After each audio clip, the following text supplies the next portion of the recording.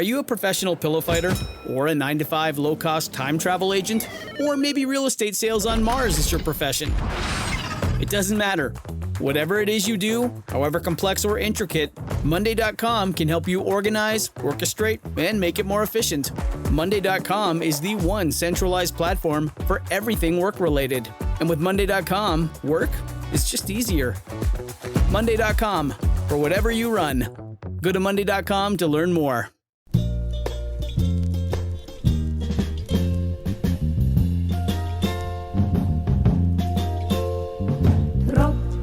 Regen auf mein Kopf.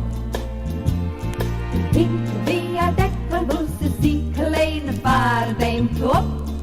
Geht mir kein Sach nicht, die Welcome to Kill Me Now with Judy Gold. I am your host, Judy Gold, which is why I'm making this announcement. And before I introduce this week's episode, I just want to say if you live in Florida, Florida, I will be in Fort Lauderdale at the Raz Room at the Savoy Theater on March 26th. So get your tickets. You can go to my website, judygold.com. Also, gay. I hope you enjoy my conversation this week with Malcolm Nance. I mean, I've been dying to have him on for so long. He's so brilliant. He's such a great guy. You'll hear.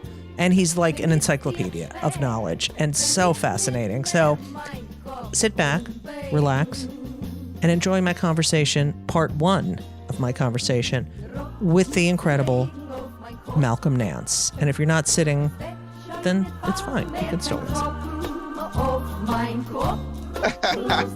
Malcolm, I think you have other things to do, but ladies and gentlemen, I know you know that voice. And if you don't know that voice, don't listen to my podcast anymore. It is the one and only Malcolm Nance on my fucking podcast, people. And he's in bed.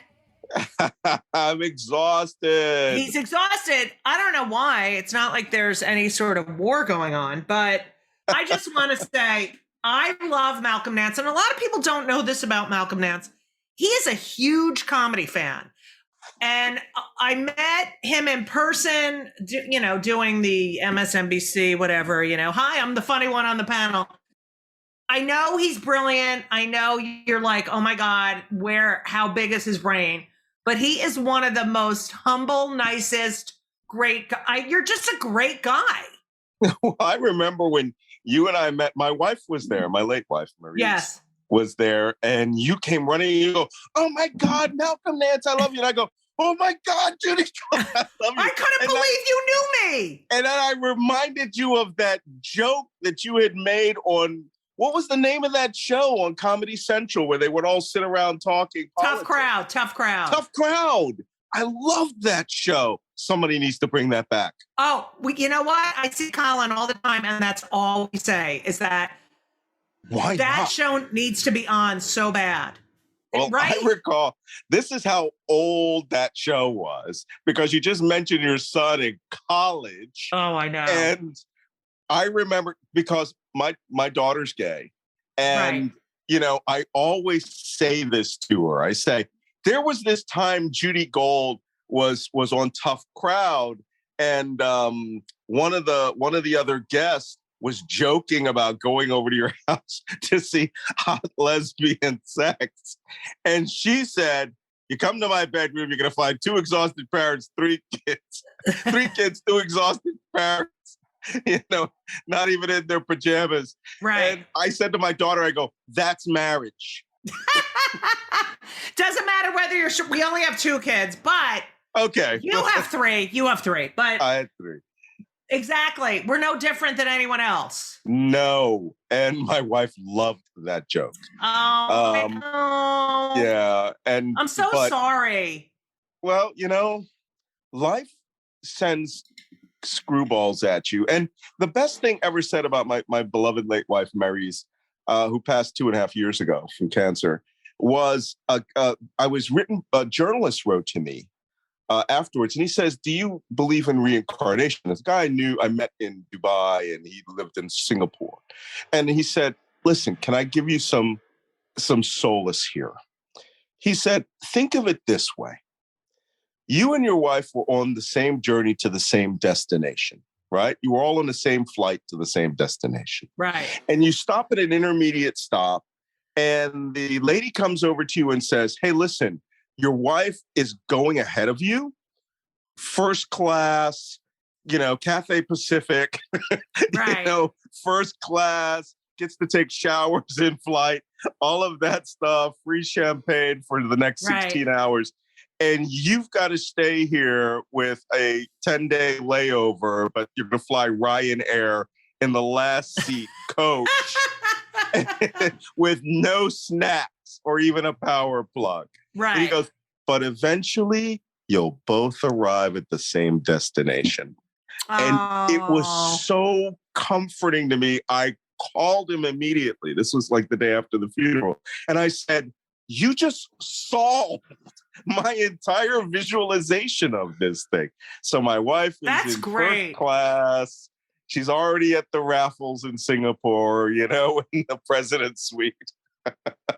I'm in coach on Ryanair. Yeah, I think about that. It's so sad. It's just so sad. And for your kids, I hope they're doing okay. But, losing a parent is the worst. It's the worst. I mean, losing a child is the worst. Yeah. And my kids are adopted. So, my daughter, my youngest is 27, who was working with me at that time. And she's still taking it very hard because, of course, it's her mother. She was so young that, they had the blood mother and daughter clashes. Right. To have in the teen years. And I was like, wow, you guys are like related.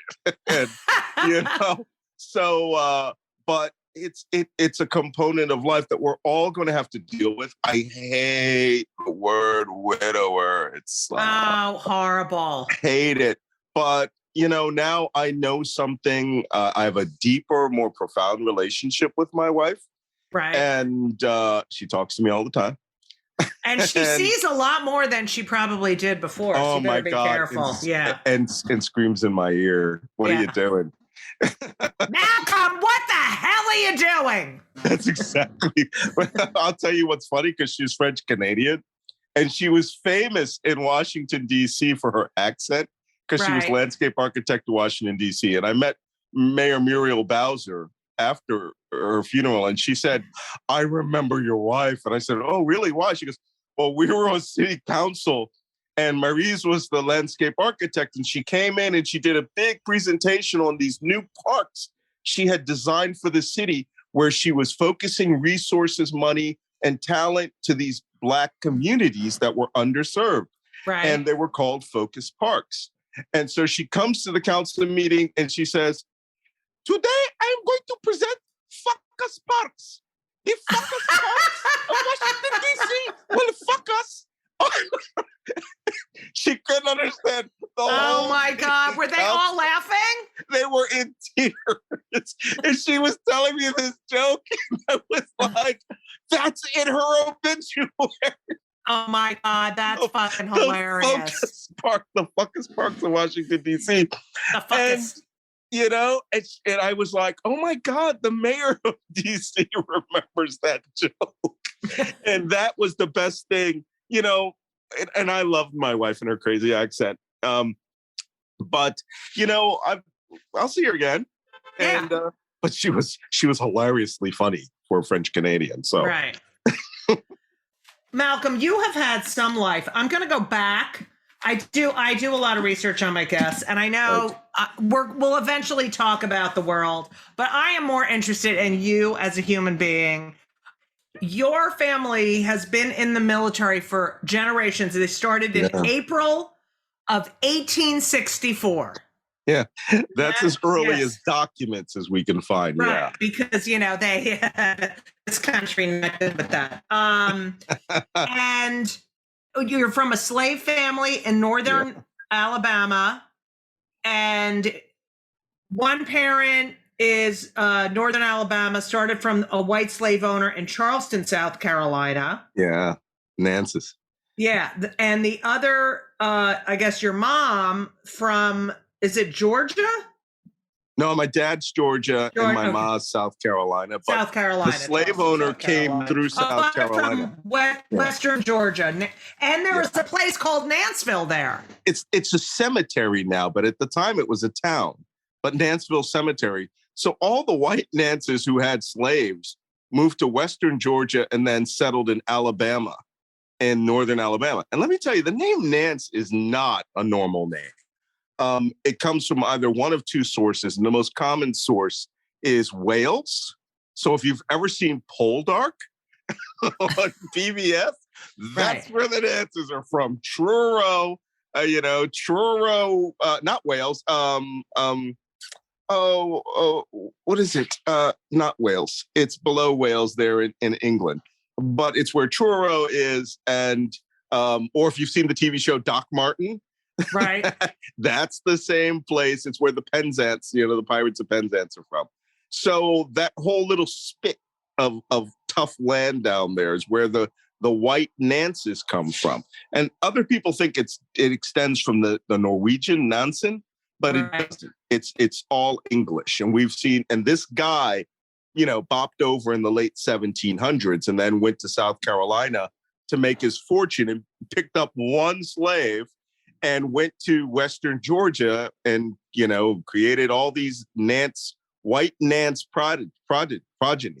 What's interesting, and this is something I found out when I was doing my ancestral research, I was very surprised how many slaves actually had last names of their own. Really? Virtually all of them. Because when they did the surveys, and this is how you can find your family history, until 1940, every survey in the United States took down the name and age and education of everyone. Right. So handwritten too, yeah. And so this is where Ancestry.com gets their big plug. So, when they did their, their audits, the annual audit of everyone in the United States, they would put down the census, right. They would put down Negro, no education, laborer, and it would be like Green Nance and his wife, Myra Nance, and all these other little Nances. And then right up above will be all the white Nances who are the slave owners. Right. You're like, hey, wait a minute. It's not, Roots lied to me. It wasn't just Toby. It was Toby Schmuckatelli or whoever the slave owner was, Die Schmuckstern or, so I found that very fascinating. And so it was relatively easy to track us. The earliest reference we have is 1846. Fascinating little figure here because the first actual documented Nance wasn't a Nance. It was a young woman by the name of Winnie Watson. And in 1842, she was listed in the slave registry at like 2 or 3 years old, along with all the other children of the Watsons. Then at like age 7 or 8, they start listing her as mulatto, which means she was the child of a that slave owner and was white enough with the others that they had her listed as a child. Then they made the distinguishing comment, mulatto, which means 50-50, right, when she started getting pigmented a little older. Right. And then she, of course, ran away. Well, she didn't run away, but she married a black man and who was Green Nance and created that whole little group there. But it's fascinating going back and looking up that history. Especially for African Americans. It's like, oh, yeah. It's so, as a Jew, yes. We know everything. We know where everyone is, it's like we came from here, then we got kicked out of here, then we went, like everyone who does gets their DNA done is like, I'm 99.999 Ashkenazi. Yeah. And I just feel so bad that this country is so fucking racist. True. So many people can't find, I don't know. It really is upsetting. It's interesting too that they enrolled in the military. You think fascinating, huh? Yeah, because why would you defend the country that considers you, 3/5 of a person? I mean, it's amazing to me. What I found fascinating was because my great-great-grandfather and his brother, Green Nance, and his brother, William Henry Nance, they were living in northern Alabama as slaves. And then boom, they magically, there's no real record of them until they appear, which is real slave talk, right? Right. I mean, I would have to go to Northern Alabama, try to find some of those old rolls of the, that's real hard. But they pop up in April 1864, enlisting in the first unit, which was called the 1st Alabama Volunteers, which was a provisional Black unit that was formed as the Tennessee River Valley was under attack by Grant.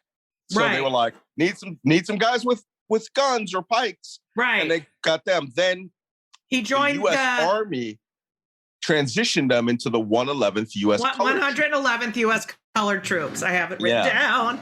And to give you an idea. And his brother came, and his brother went with him. Yeah, both of them ran away together. To Tennessee Valley. Yeah.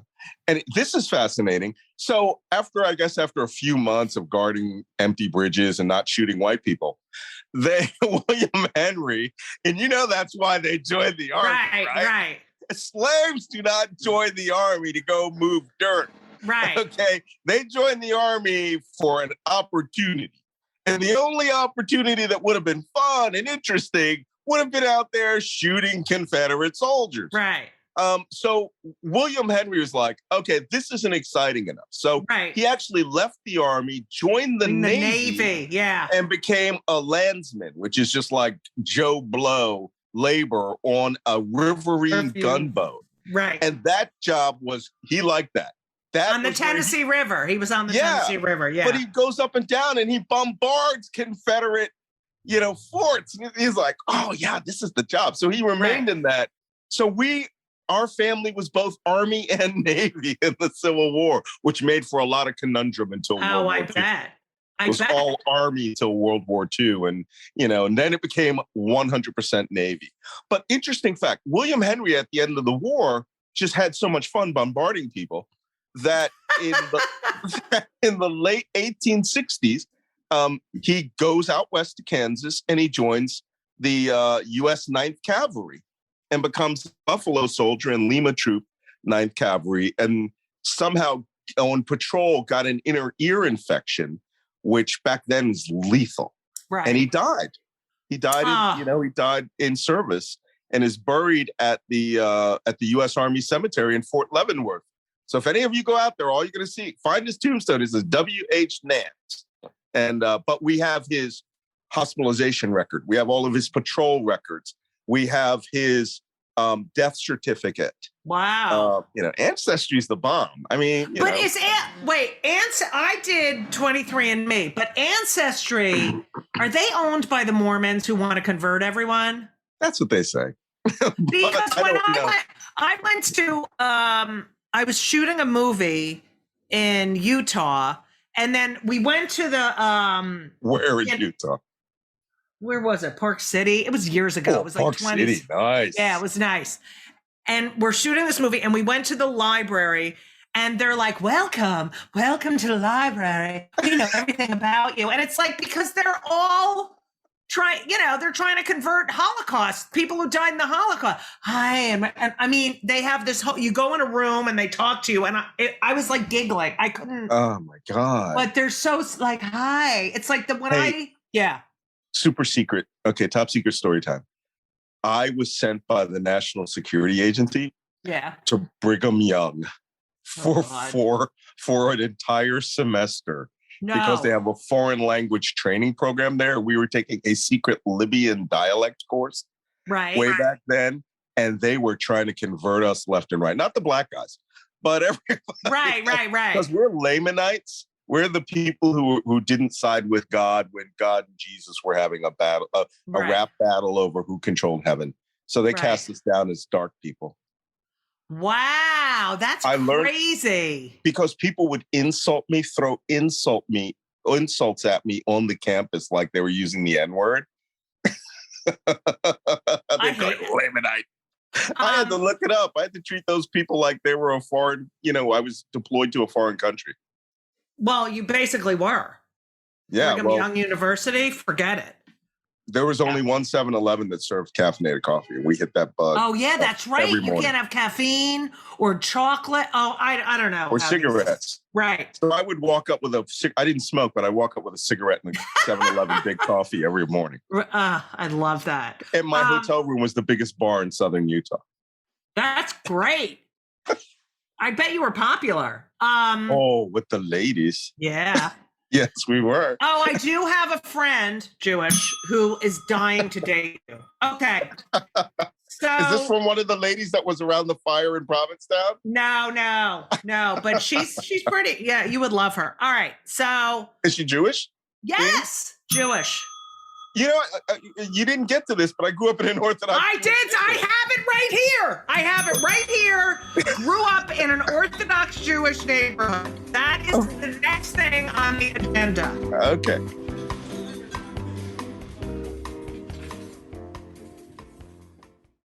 This episode is brought to you by Progressive Insurance. Do you ever find yourself playing the budgeting game? Well, with a Name Your Price tool from Progressive, you can find options that fit your budget and potentially lower your bills. Try it at Progressive.com. Progressive Casualty Insurance Company and Affiliates. Price and coverage match limited by state law. Not available in all states. So you grew up in Philly. You're a Philly kid. Yeah. Which is why you say on instead of on. And you grew up you're a Catholic kid in an Orthodox Jewish neighborhood. So what does that mean? Like, are all your neighbors Jewy or? Yeah. And it's fascinating. I didn't realize it until I was in my career that this set me on my path to my career. Because I was St. Barbara's Elementary School in Winfield, section of Philadelphia, was a massive Orthodox Jewish neighborhood. Massive. And they had three kinds of people there. They had the new lower middle class blacks who were sending their kids to Catholic school. They had the Irish who were moving out because there were so many Jews there. Right. You know, and I mean like fresh off the boat Irish. Right. And then they had these enormous shuls there. Right. Just massive. And they had the nicest houses and everything. Well, of course, we have all the money. However, the Orthodox Jews who lived there were living in row houses. Right. It was the Reforms who were living in the big houses. Right. The assimilators. So, in fact, they still have the oldest boys' shul in Pennsylvania. Really? At Overbrook Station in Philadelphia. But my neighbor, the kids who were on the next block, we were the lower middle class blacks who were up and coming. And I wanted to know, why do these kids wear white shirts all the time? Right. Why do they have hair locks? Right. You know, what do you call that? Is it a kippah or a yarmulke? Oh, right. Kippah, yarmulke. Yeah. Yeah, it's like I'm just bringing the And the big one that got my curiosity. And this is the thing. They excited the one thing that anybody needs in the intelligence world: curiosity. Right. And so here's the big one. What the hell with the tent? To this day, I still don't quite have the tent down on the front lawn. You know, the sukkah. But it's only for like a week or two. The tent. It's because it's the beginning of the harvest, and you build this. It's celebrating the land, and it's a mitzvah to eat inside of the sukkah. So you go have all your meals in there. Some people sleep in there if they're mental. So where I got my first matzah.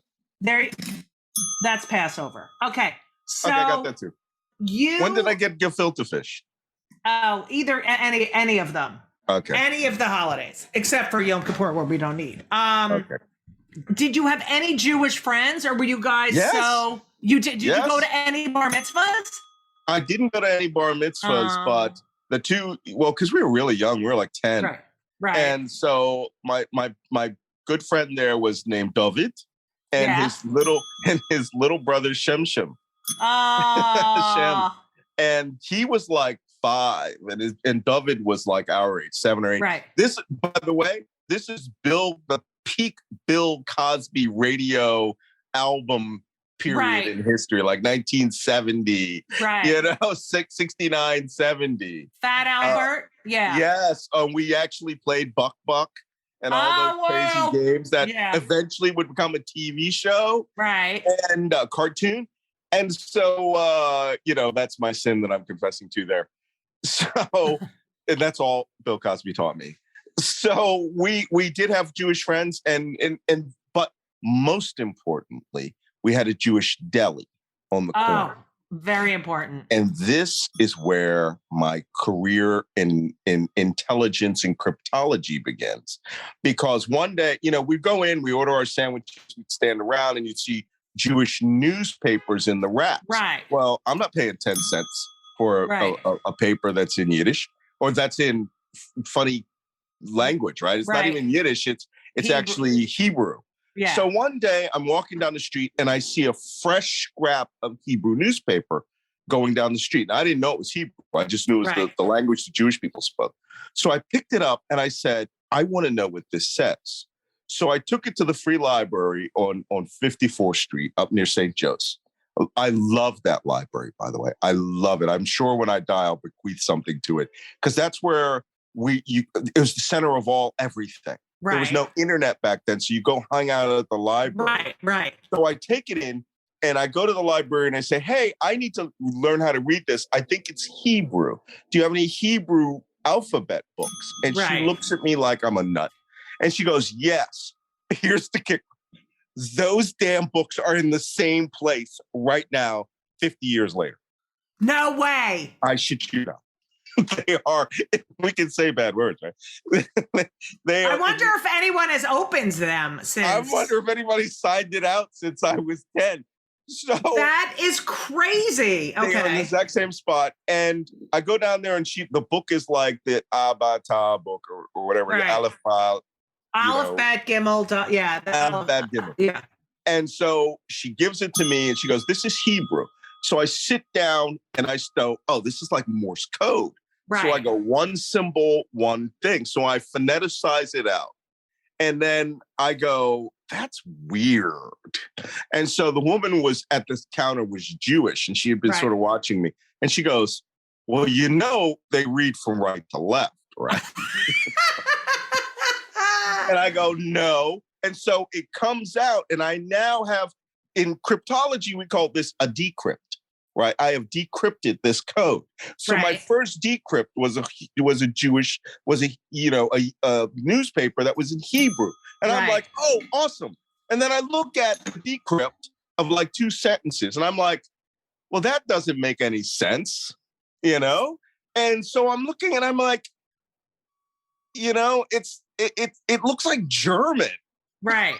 Well, because it's Yiddish, and I didn't know it until I bought the decrypt over to my cryptologic analysis section, which was David, who took it to the chief of analysis, who was his father.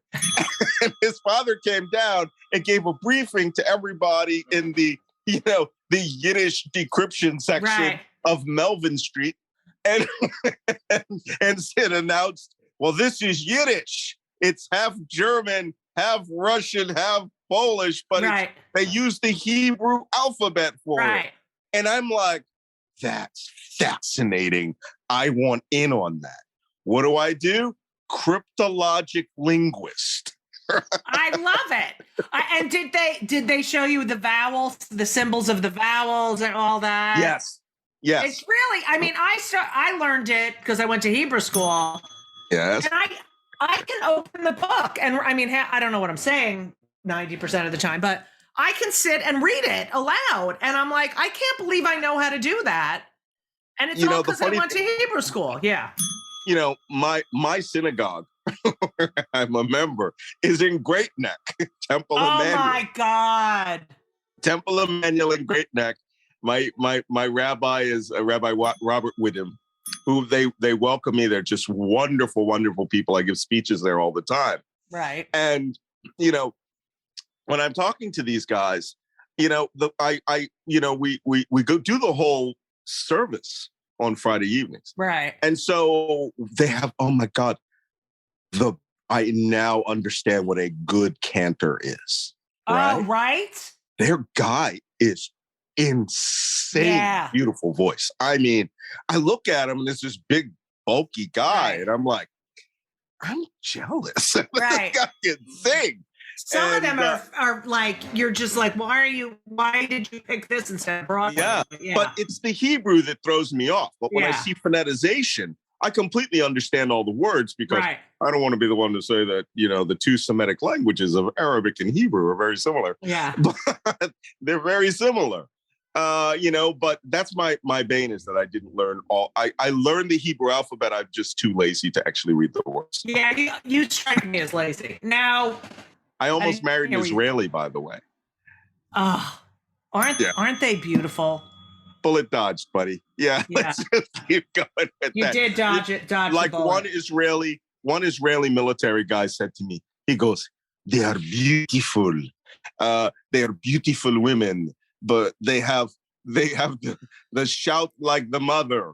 And they have the dress like the Italians, but they have the attitude of the black chicks. Ah, that's hilarious. Like, hey, he's right. Yeah. Yeah.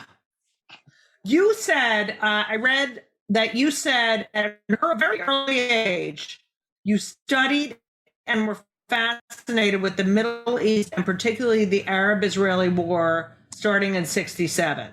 And you were about 7 years old at the time. Yep. And that when the 1973 war came up and in the Munich Olympics, which I remember, that's when it all became so fascinating to you. Yeah. I was 12 in 1973. And so to me now it's bomb, guns, and helicopter rides. I'm a military kid. I've lived on military bases and I'm watching television. And the first thing I saw was some old replay stuff of the Palestinian Islamic Jihad organization. I remember now. Or was it? No, it was Black September blowing up the aircraft at Dawson Field in Jordan. And I'm like, whoa, they just blew up 4 airplanes. As a kid, you're like, that's awesome. Right. So on the other hand, you have, the Munich Olympics happens and you're realizing there's 2 sides. There's not 2 sides of the story. There are 2 opposing forces. Right. And I found a book, I saw the whole Olympics. Heard about the massacre. I remember the moment that they showed the helicopters burned out where the Olympic team had died. Right. And that, boom, set me on my path to counterterrorism. I wanted to know about this. Right. And there was a book that I still have that I later found in life, but I didn't take the one for the free library, called Israel 73 War. And I studied that book like an encyclopedia. Funny, fast forward, when I came into the military in 1980, I tried to become a Russian linguist because, it was hip to be part of the Cold War. But that set me on that career. But I came in as a Russian linguist. And I had studied Russian for a year. But, most of the Russian instructors at Defense Language Institute were a little racist back in the 80s. What? They were all for the Soviet Union. Right. And they were like, Russian is not for you. You are need to be taking Arabic or Korean. And I was like, I'm not taking Korean. So I took Arabic and boom, everything fell into place. Wow. All of my stuff from my childhood, all of these things, even the fact that Luke Skywalker was in Tatooine, which is actually a small village in Tunisia near the Libya border, which I have now visited after going from Libya. So, it all fell into place. Were you, I've listened to a bunch of interviews with you and just watching you, you're not only so articulate, but it's like that brain is like the size of the Upper West Side. It's not. You have so much information in there. Were kids like, oh, that's weird, Malcolm? Like, what? I can imagine you being a precocious kid. You're a fucking spy. Like, you're so... But I wasn't weird, Malcolm, because I've met weird people who came into our career field, like black guys who were like really weird, like Urkel. We had a guy who was literally an Urkel clone who wore a black trench coat all day and white gloves. Right. So I wasn't that guy. Right. I was, like you said, precocious. it was, I always tell people there were two TV shows that also influenced me so much in my childhood. And one was called the International Children's Film Festival with Kukla, Fran, and Ollie. Oh, I love Kukla, Fran, and Ollie. See that? There you go. That show. But remember, every movie they played was from a foreign country. Right. Right? And I even remember one from Russia, which was this kid who was a hockey player named Pekachek, or whatever. And, this is the Soviet Union, right? So that was a black hole that was fascinating to me. Same thing, films from communist China or kids in Indonesia. And you're like, wow, that's awesome. And then there was another show that would magnify that, Big Blue Marble. I don't remember Big Oh, Blue my Marble. God. Go look up the theme to Big Blue Marble. It'll pop back in your head. It was a show of short segments about kids all around the world. Wow. And, the theme is the Earth's a big blue marble. If you see it from out there, it's all the kids are the same around the world, no matter where you see them. And they'll have like some kid goat herding, the Mutla Ridge and Jordan, or, and another kid motorbiking in Southern California, and another kid, who has to weave baskets in Calcutta. Right. And you're like, what the hell? I want to see that. So that really gave me that, these shows gave me that insatiable curiosity. But what kid is thinking about kids in other countries? I mean, it's just fascinating to me that that you see an entire world out there. It's a gift. Well, I think it's my dad was in the Navy, all right? And everybody before him until 1864 did something fascinating. My dad was a phenomenally voracious reader, because when you're transporting thousands of troops on troop ships to the South Pacific to make them land on Okinawa, you gotta read. You got nothing to do but read. Right. In this 3-week voyage. And so my dad had a phenomenal library. And I have to tell you something. I have bested him by an order of magnitude. I've got over 2,000 books between my wife and myself. And and when I get this floor fixed here in my library, we're gonna put in all the bookshelves. But we've got 2 hallways, waist high with books. And my dad did that to me. And the books that he always handed, the interesting ones, what he always handed to me were science fiction.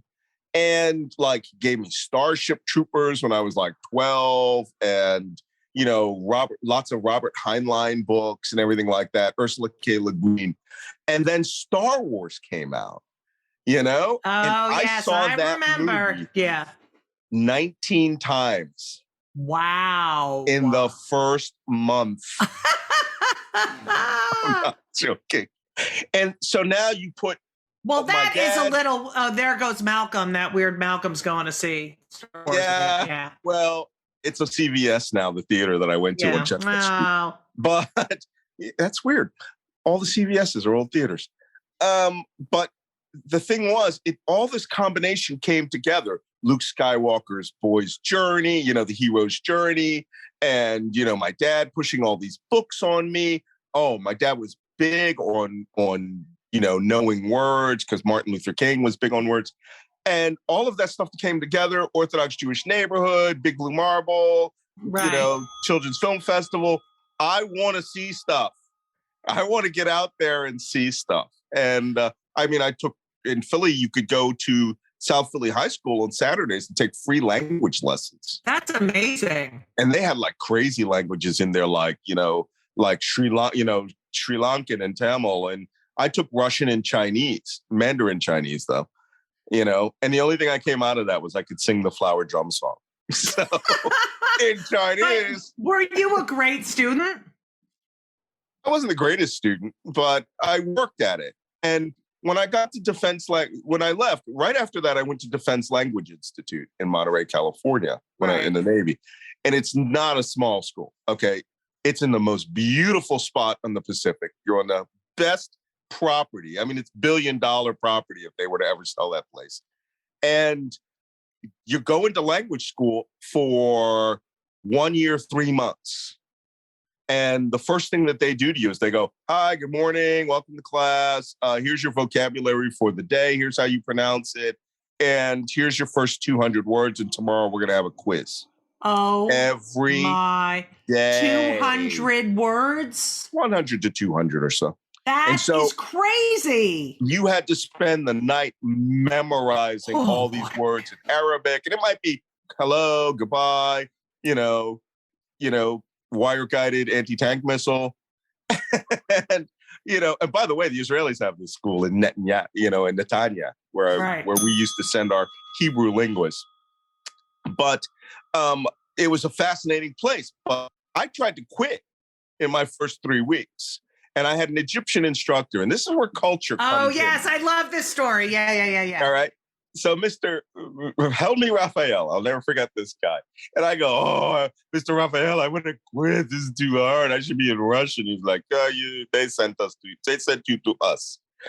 All right. And I'm like, okay. And he goes, listen, okay, you quit. After 2 weeks, you take this test, you quit. No problem. Right? And so I'm like, okay, I'll quit in 2 weeks. I'm going out to the fleet. I'm going to fly in helicopters. Yeah.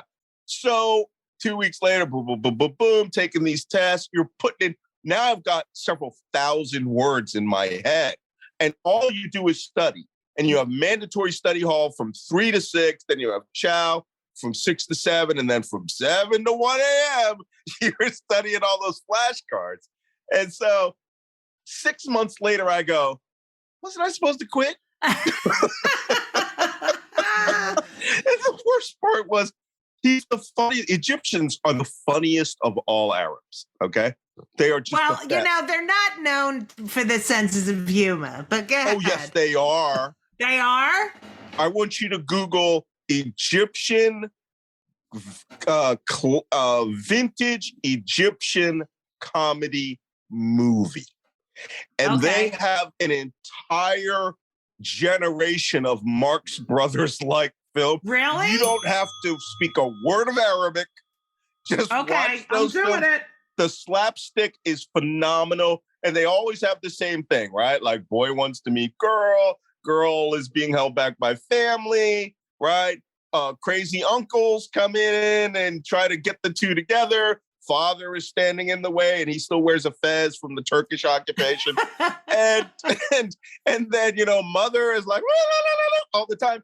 And then everyone goes to a nightclub and Kathum starts singing some classic Arab song, And then it's like, okay, back to the Marx Brothers slapstick. And then father relents at the end, and then the mother's, So that's it. I've just given you every Egyptian film. Okay, I'm going to watch it. But it's Marx Brothers Animal Crackers level stuff. I love that stuff. It's so funny.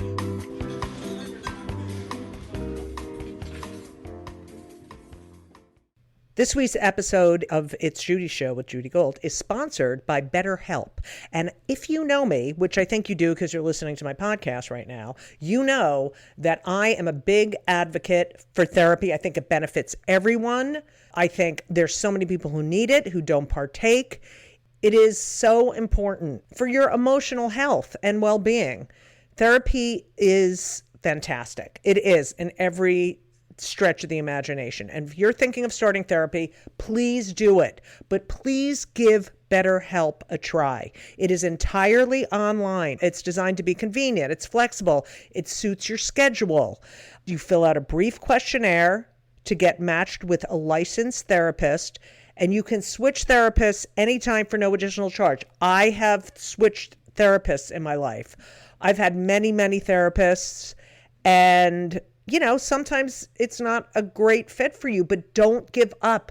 Therapy is beneficial. You can learn about yourself, you can process, and just be emotionally healthy. I'm telling you, do it. BetterHelp is great because, when I used to schlep to my therapist's office, it was so annoying. You have to do it, and you sit there and you wait, and then I'm telling you, doing it online is fantastic. And BetterHelp is amazing. I know a lot of people who've used it. So if you're thinking about therapy, go to BetterHelp.com. Let the gratitude flow. This is Gratitude Month, people. So you need to let the gratitude flow with BetterHelp. Visit BetterHelp.com betterhelp.com/Judy Gold, JUDYGOLD, today, and you will get 10% off your first month. That's BetterHelp, HELP.com/Judy Gold. You're welcome. When you were 15, Yeah. you became a sea cadet. Oh my God, did I write that down? I must found have sent it you the somewhere. chapter from my memoir. That's what I did. You didn't send me anything. I do my research. Okay, I was a sea cadet. Yeah. Yes. So what does that mean? You're in high school and what are you doing? It's a group that's run by the Navy League, which is, and right. what they would do is it's like a Navy pilot program. It's not like the Boy Scouts. And the Sea Cadets, actually, all the work that we did in the Sea Cadets could be applied to when you join the Navy. Right. So we did like the basic military requirement correspondence courses. And you had a uniform. Yeah, you had a Navy uniform. You had to keep it to standards. My God, you must have felt so great at 15 with your uniform. No, well, I mean, my dad was pushing me because he was a ruthless, Navy chief and had started in the real Navy at 15. Right? He was a 6'1", super strong guy. Nobody was asking questions, right? Right. 1944. Right. So, and he taught me how to polish my shoes and like spit shine them and put my neckerchief on correctly. And, right. I had somebody's old uniform that if you rolled the sleeves up, there were dragons sewn into the undercuffs. Somebody went to Hong Kong and had this custom uniform made. Man, it was the bomb. But it was all a pilot that, and in fact, the USS Intrepid that's in New York City, that was in Philadelphia. And we used to play around on that ship when it was in mothballs.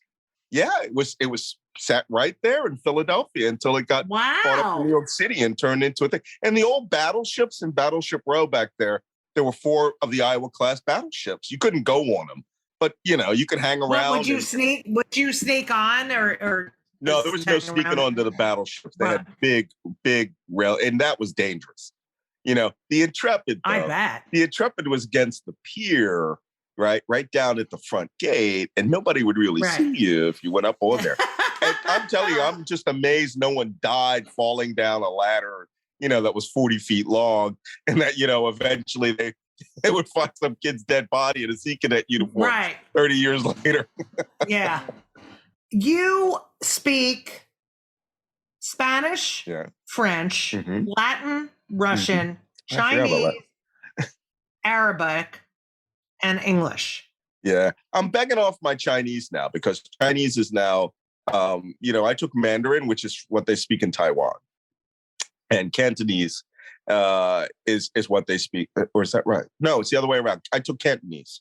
And Mandarin is what they speak in China now, where all the kids go and live in Chinese villages or live in, places in New York City where only Chinese is spoken. And there's lots of little white kids learning that language.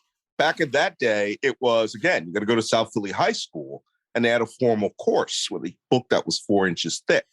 And they taught us phonetics first, and it was very difficult to teach us the characters, in the first year.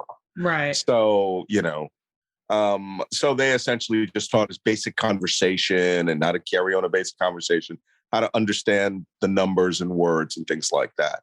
I did the same with Russian, although the Russian came back to me very quickly when I was in Ukraine because I had memorized the Cyrillic alphabet. So I could phoneticize things like bullshit, and, which I actually saw on a sign. And I was like, bullshit? And the guy's like, no, bullshit. You forget the la. And I'm like, wait, bullshit? He goes, yes, very good. Yeah. So, but Latin, I forgot about that because I took it. I didn't take it, Catholic kid, but I got it not in Catholic school. I went to a magnet school for young kids who were proficient in languages, and they taught us Spanish and French at the same time. And to help us, they gave us Latin. And that's where I learned to sing Cat Stevens's song, Nunc Concipitor is the name of the song, but it's all in Latin. He sings this song all in Latin. My mother spoke Latin all the time. She would always say, I'll see you anon. Everything was in Latin.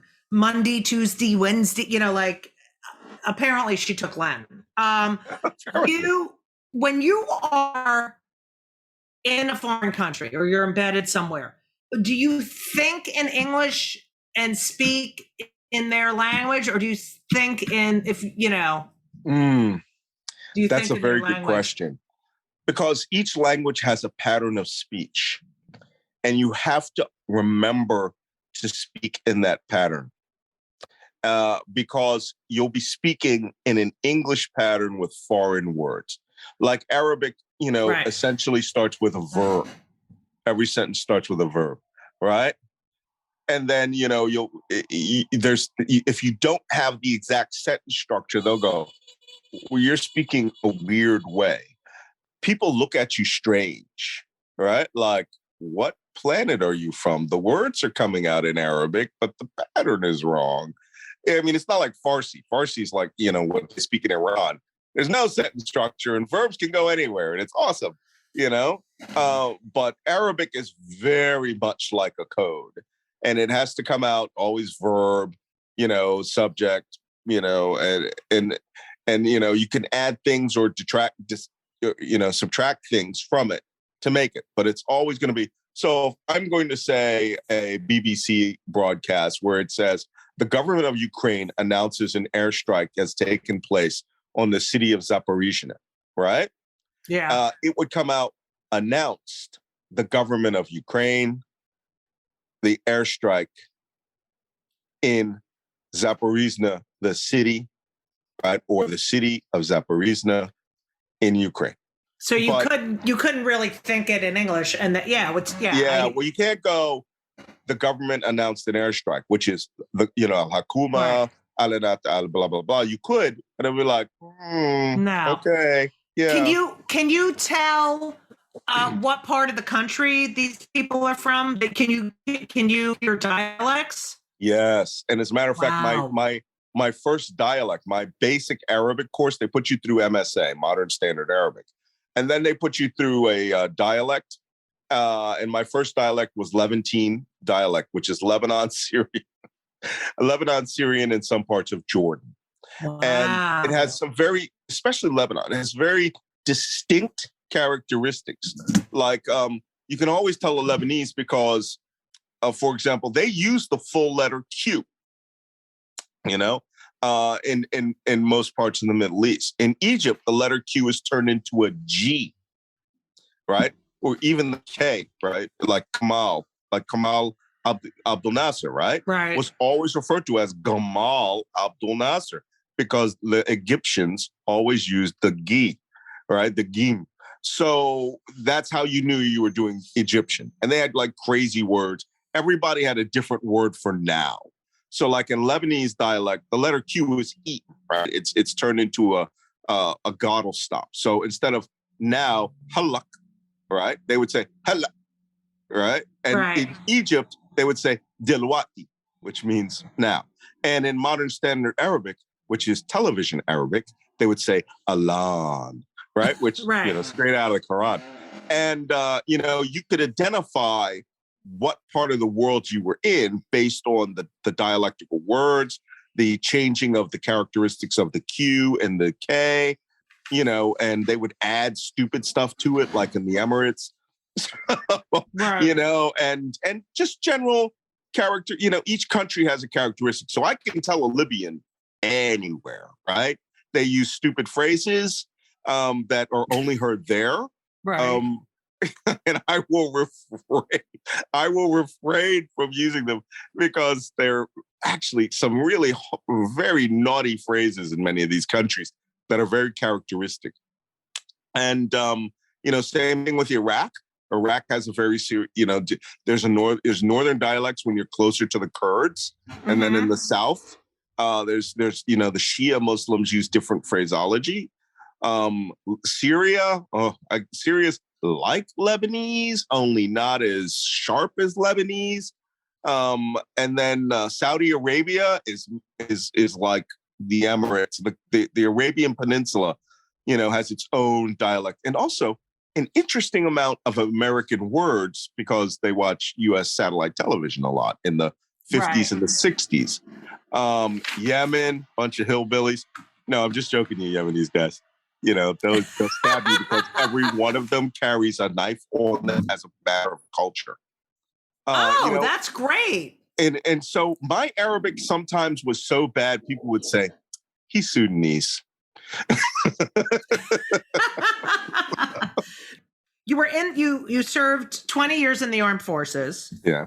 First of all, you're a linguist, you're a cryptologist. I mean, you're so many things. You're a spy, right? Well, you got to understand that cryptology, there's this crazy crew of people on Twitter who don't like me. And they're like, oh, fuck them, you motherfuckers. Oh, yeah, I know, but it's so funny because they go like, cryptology is not intelligence. And it's like, I think the guys that broke the Enigma code in World War II at Bletchley Park would, I think Alan Turing before they needed him, exactly, would really, they were all just a bunch of German linguists. Right. And so you get these people that don't know anything about what you're doing. Then they say, well, you're not a spy. Well, none of us were spies. A spy is a human intelligence term of art for a person we turn into a traitor to his own country for us. And, we refer to ourselves as intelligence collectors. And the CIA, they're operations officers. And so I was a cryptologic technician. And technicians are people who do a very specific type of intelligence collection at the National Security Agency called listening to you. And techs, somebody once came up to me and they were like, hey, that movie Zero Dark 30, there are these guys called technicians who are in like these cars in Pakistan using these direction finder devices.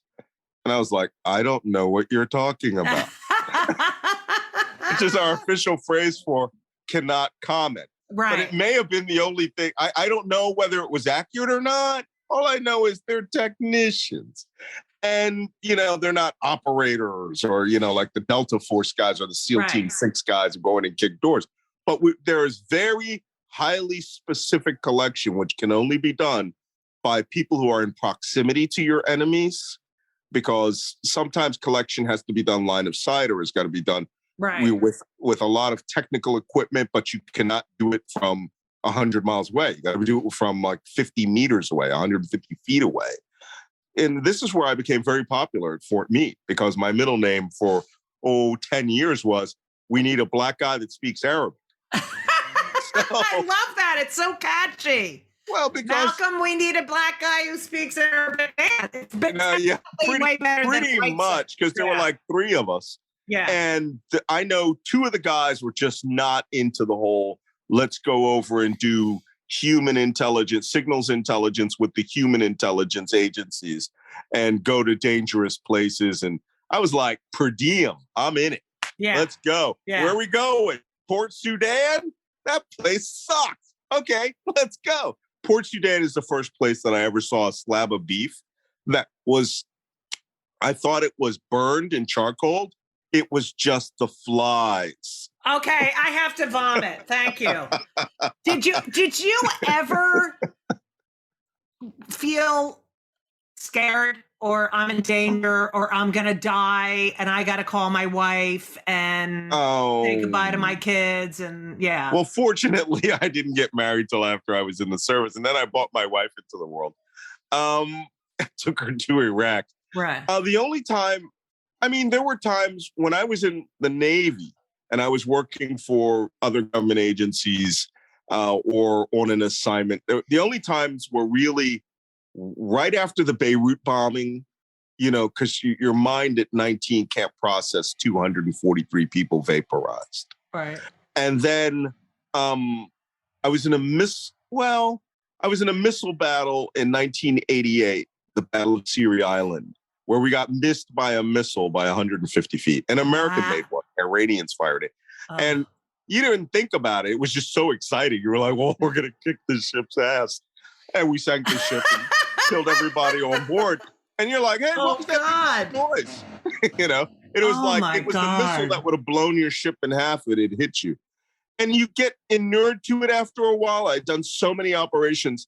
I remember in the first Gulf War, my ship hit a mine. And later that evening, I was hanging out with these Marines, and they used to call me the funny gunny because I was hanging with the Marines. I wore digital desert uniform or camouflage uniform. And they go, "Hey, did you hear the chief this morning, the funny gunny?" And I was like, "What do you mean, did you hear the chief?" "Yeah, as soon as it blew up, he jumps out of his bed and he puts his hands in the air and he goes, 'Everybody relax. It's just a mine.'" And then I said, "So long as we have the generators on, we're fine."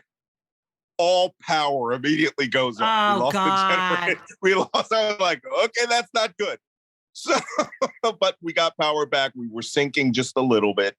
And, we left. But over time, you build it up. And I can tell you the most frightened I really, really ever was actually when I was out of the Navy and I was an intelligence contractor in Iraq. Okay, this is the stupidest story, and it's going to be in my memoirs. And it was also the most dangerous thing that I can tell you I've ever done. And my poor wife, I didn't tell her for years this story. And when she heard it, she started punching me like, "You bastard." So I get this radio call. We're in Baghdad. I only work with the Iraqis. And I have all these Iraqi teams guarding facilities and doing things. And so I get this call, and I know at 3 a.m., they're not calling me, they're calling our main base, but it's all in Arabic, and it's panic. And I hear the panic in their Arabic, and it's like, "Base one, this is blah, blah, blah, this is base one, base one." And I'm like, okay, shit, something's going on. So I grab the radio, I go, "This is the chief. My name is the chief." I go, "It's the chief, just talking about, what's going on with you?" And he goes, "Chief, trouble, chief." I'm like, "Fuck it, all guns, let's go." Right? We get all our guns, we jump into our personnel carrier, which is a BMW 750i. Okay? All blacked out windows. We got all of our automatic weapons. Two cars roll out, and I'm thinking, I'm on the streets of Baghdad at 3 a.m.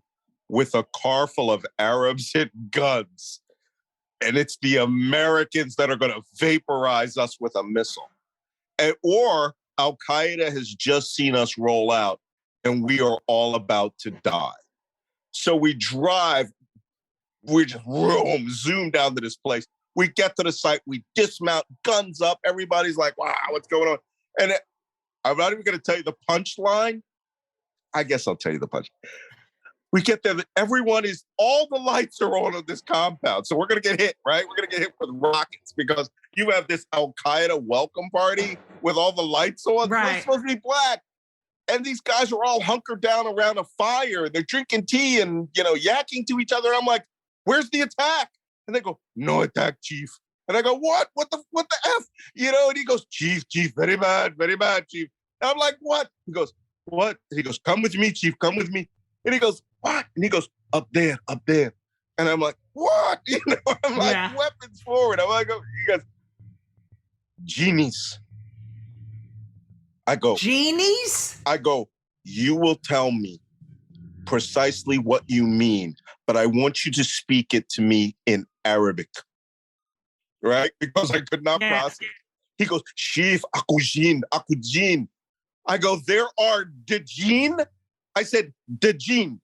He goes, "Yes, chief, djinn." I go, "Min al-Quran al-djinn," right? From the Quran, the genies. And he goes, "Yes, chief, jinn." I go, "You must be effing kidding me." I just went in a BMW, guns out in Baghdad at 3 a.m. I'm waiting for attack helicopters to shred me with a Hellfire missile. My God. And you're seeing effing genies?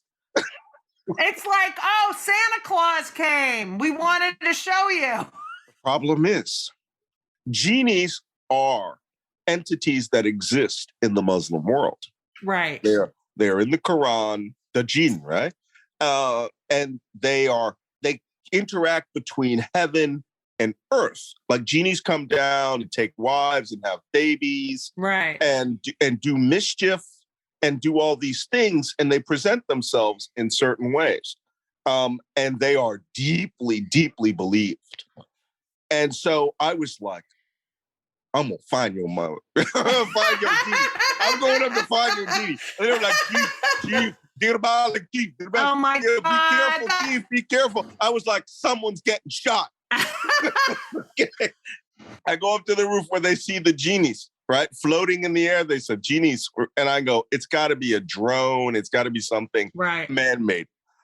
I get on the roof. I see nothing. There's nothing up there. They're right. There's nothing up there.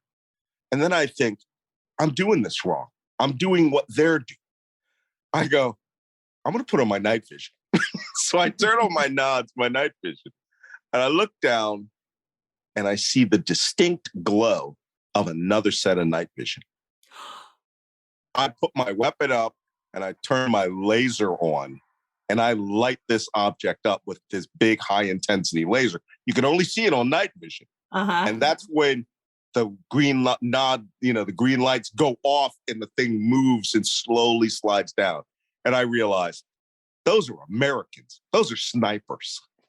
Wow. And I go, so I really should have saved this story for my memoir. I go, hey, can you curse on this podcast? Oh my, what the fuck? Of course. Oh, okay. So I go, shit. So there's a rule in survival evasion that talking at low voice doesn't carry far. Whispering carries further. The comics do that too. Yeah. Because if the audience is like really not paying attention, you start talking like this. Right. Yeah. So I whisper, hey, you fucking idiots. Right? And I go, Scout snipers. Right? And then I go, I'm going to laze you. Hit me back. Right? So I know they hear me. Right. So I hit him with the laser once. Laser comes back. I go, they think you're fucking genies. You ready for this? They start laughing out loud. I go, get off my fucking roof. Displaced to another place. I ain't got time for genies. And they're giggling now. They're like, and I come back down. I go, the genies are gone. That is fucking hilarious. You got to name that chapter I Dream of Jeannie. That is fucking hilarious. Then when I got home, I realized that is the most dangerous thing I did in my career. Right. I'm like sitting here going, I can't believe he's... Car bombs, I can handle them. Gun battles, I had one major gun battle, which we stumbled into. Right? Because they were actually hosing an American private security contractor team. We were behind these guys. And I was like, oh shit, here we go. But this, when I realized every second an American missile would have hit us. Right? Or worse, Al-Qaeda would have been, these guys think they're genies. Let's attack them. Okay, I'll roll with that. That's funny. Kill them. So, oh my God. And we can drink their tea. This is the sort of stupid things that happen out there. God, I would be so scared. I don't know how you do it. Now, here's the thing. That's how you do it. That's right, exactly. Thank you so much for listening to part 1 of Kill Me Now with the one, the only Malcolm Nance. Kill Me Now is produced by Laura Vogel, edited by Colin Schmaling. This podcast and my life would not be possible without the help of Brittany Jo Sowards. If you are listening to this and you have not subscribed or left a review, you're an asshole. Please, it helps more people find the show. The review has to be 5 stars and that's it. Don't leave a review if you're not going to do 5 stars. Okay? Please, because this is a labor of love. I make no money from this. It's just something I love to do. I love telling people stories and I love interviewing people. So there you go. As I mentioned in the beginning, I will be in Fort Lauderdale on March 26th at the Savour Theater. There's a place called the Raz Room in the Savour Theater. And I don't even know if I'm saying it right, Savour, but that's how I want to say it. And I'm going to fucking say it like that. Okay? On April 9th, I'll be at Governor's on Long Island. Check my website for details. Yeah, and I'm on TV. I'm on Better Things, and I hope you're enjoying that show. It's so fantastic. As I say so long to you, before I say so long to you, and give you my Twitter, Instagram, and email address. Twitter, Instagram, and TikTok. What is wrong with me? At Judy Gold, JEWDYGOLD, because I'm a Jew. I'm a Jewish comedian, and so is the president of the Ukraine, and I'm thinking about the Ukrainians. My heart goes out to them. Anything you can do, anything you can donate. It's just a really sad situation. So I just wanted to say, I mean, my saying something doesn't do anything about it, but it's awful to watch. We are better than this. And I hope we can have peace at some time in the future. Keep laughing. Very good. It's a very good coping mechanism, and it's very important. Thank you for listening. If you're still listening, I love you. You know I love you. I don't even know if they're... See, I always say, if you're still listening, write to me or text me, or tweet at me or whatever, and say, I listened to the end, because I'm doing this for you, for the one person who is still on here. So thank you. And as we always say, so long.